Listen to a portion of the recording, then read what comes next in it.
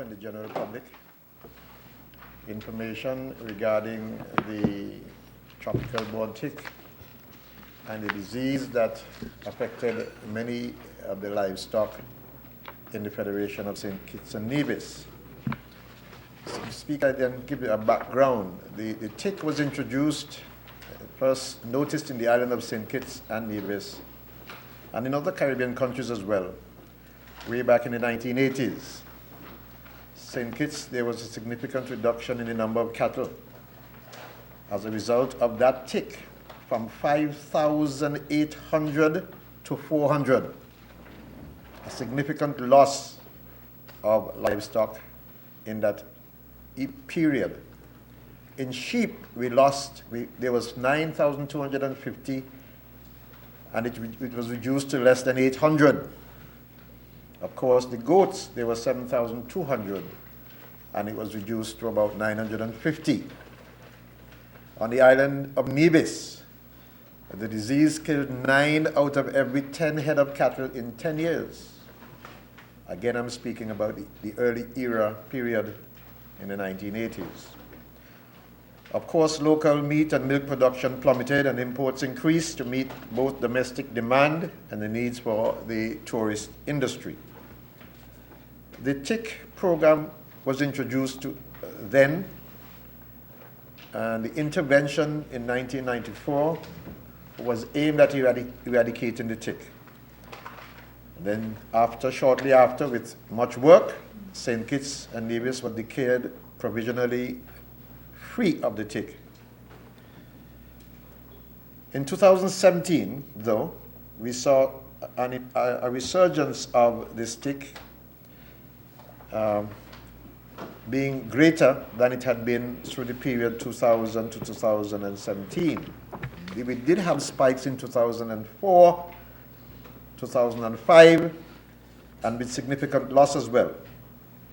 However, as a result of this resurgence in 2017, the numbers we see of loss have increased from 225 in 2016 to 765 in 2018.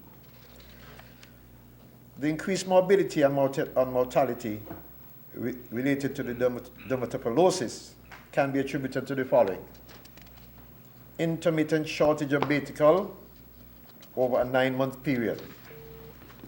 That happened, Mr. Speaker, because our supply source out of the Southern Caribbean, out of the Americas actually, was disrupted for some unknown reason, which, having tried to acquire betical in February of 2018, for some reason nothing happened in terms of shipment of those betical, disrupted not only in St. Kitts, but in the rest of the Caribbean. And so we had somewhat of a shortage. That which we had, of course, which we received later, procured from France for the first time, turned out to be very expensive. It was shipped here, and if we were to sell it to farmers, it would be $400 per liter.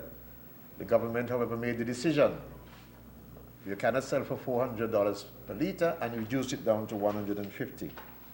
Of course, in addition, the immune status of the animals were already compromised due to gastrointestinal parasite. Animals were roaming in large numbers, which made it difficult and sometimes impossible to treat them.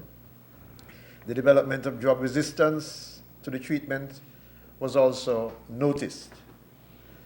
And except I listed 5 contributors to this action in 2018, 2019, to this loss, one of which, of course, can be attributed to the government, and that is really because the betical, which we had ordered consistently from Costa Rica, had not been shipped, not only to St. Kitts, but to the rest of the region, forcing us to get betical all the way from France at very astronomical prices.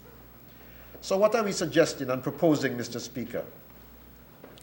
I then had a meeting in St. Peter's with all of the farmers, And from that meeting, we made the decision to do a survey which will give us what we thought would be an accurate picture of what losses farmers had sustained during the period March 18 to August 2019.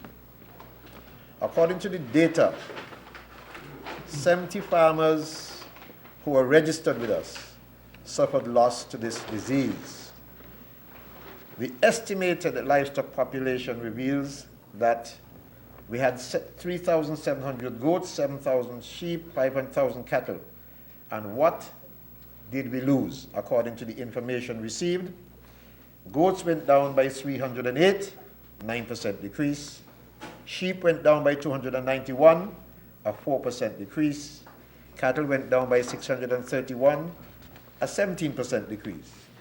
Of course, my technical people are still questioning some of the reports from these animal farmers because they indicated, for example, that one farmer who said he had a loss of 75 listed that he had 115 animals. So he lost 98 out of 115, but still ended up with 75.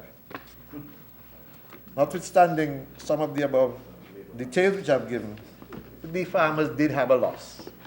And so, my technical people are recommending, and government considers, that we would look at how we can assist the livestock farmers by supplying Betical for at least 6 months free of cost.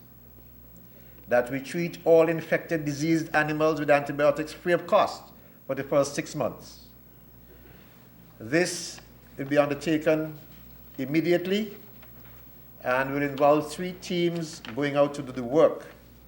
The ambulatory team will be responsible for the administration of the antibiotics, LA300, and the other 2 teams will be the treatment teams, and they will be responsible for the application of the Betical.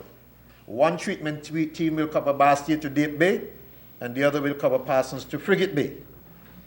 Mr. Speaker, I should note